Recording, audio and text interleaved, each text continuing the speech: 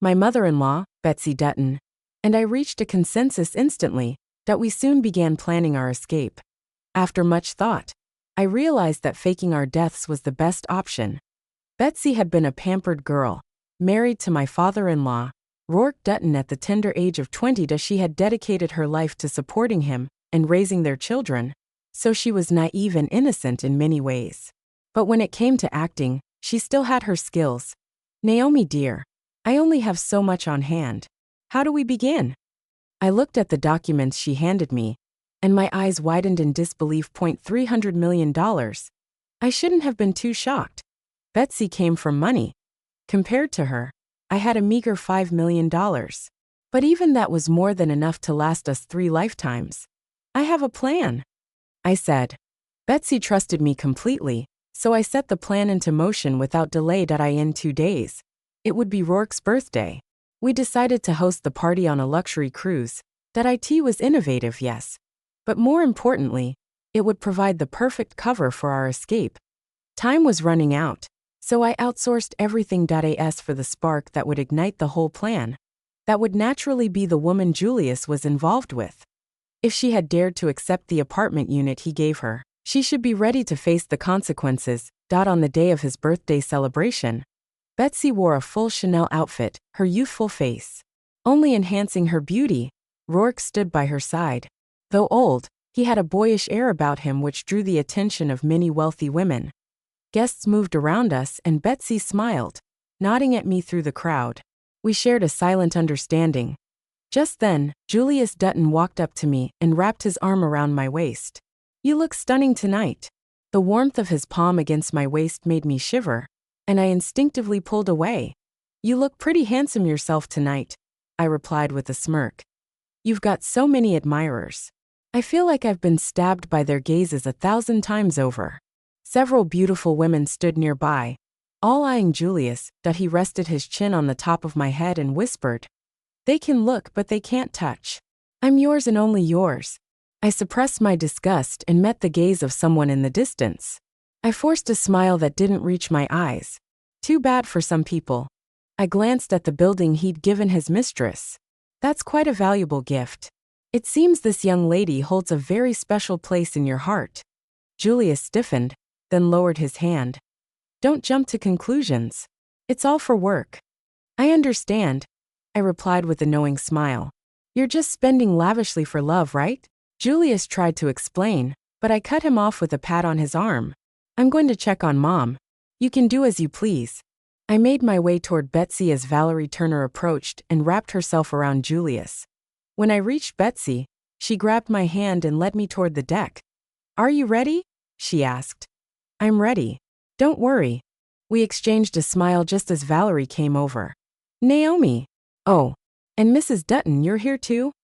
Betsy looked at her suspiciously. You convinced my son to buy you an apartment, and you dared to show your face to me. Valerie glared at her. I didn't ask him to. Julius did it willingly. Slap.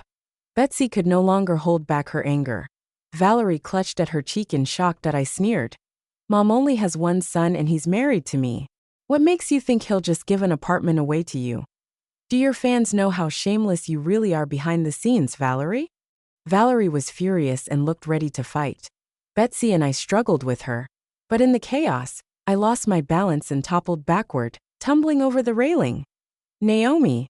Betsy screamed and reached out in desperation. But her hands grasped only air. Valerie was terrified. No, it wasn't me. Who else could it be? You've taken my daughter-in-law. Betsy yanked Valerie toward the railing, and in panic Valerie shoved her away. Then a heart-wrenching scream pierced the air. Mom! Panic spread across the cruise ship as people frantically searched for Betsy and me. Meanwhile, somewhere not far away, Betsy pulled me out of the water. Are you okay, Naomi? She asked, a slight tremble in her voice. I'm fine, Mom. Wrapped in a blanket, I watched as the noise from the ship grew fainter, the vessel drifting farther away. I finally let out a sigh of relief. Once we were safely ashore and settled on the sofa of our hotel, we watched the news. The headline was enough to make both of us frown uneasily. Dutton family's birthday bash turns tragic.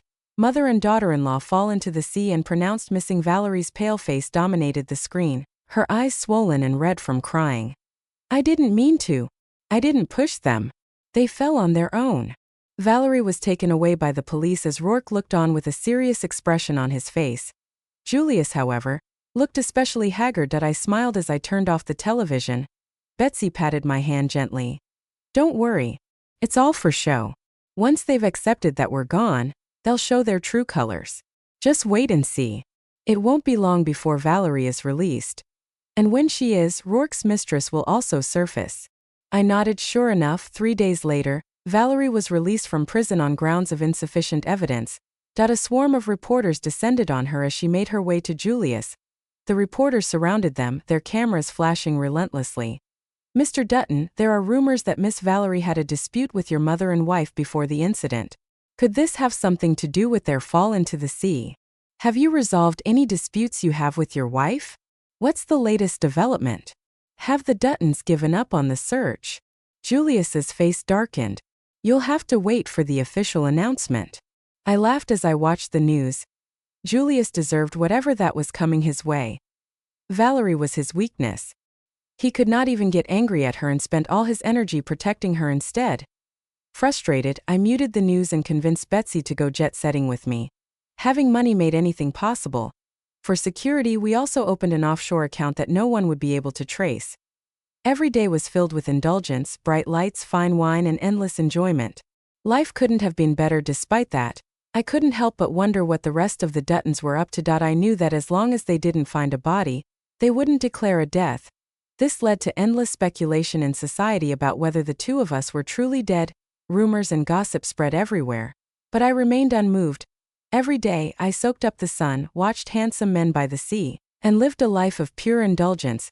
After half a year, though, I started to get a little bored, so Betsy and I decided to open a guest house. We welcomed customers and made a good amount of money. Life became both peaceful and fulfilling. The news about us gradually faded from the newspapers and TV screens. Betsy and I had planned to let life pass and even referred to each other as mother and daughter. We visited bars and encountered handsome men along the way. Betsy was carefree, and together we would gossip about the people we had left behind. But we knew that eventually, the good times would come to a halt during the peak tourist season. Business at our guest house boomed and I received a large booking. 2 guests who rented the entire place for a month and paid an extra $2,000 to ensure no one else could stay. Of course, I agreed when I learned that it would just be the couple. I proudly promised them that the entire villa would be theirs. I even stocked the place with extra food. They were a young couple, so I felt I had to treat them well. Betsy was thrilled when she found out. Before the guests arrived, she pulled me aside to take some photos of me. Life is for living, Naomi. And you're so beautiful. I'm going to set you up for a blind date. You're still young. You can't keep hanging on to that idiot husband of yours.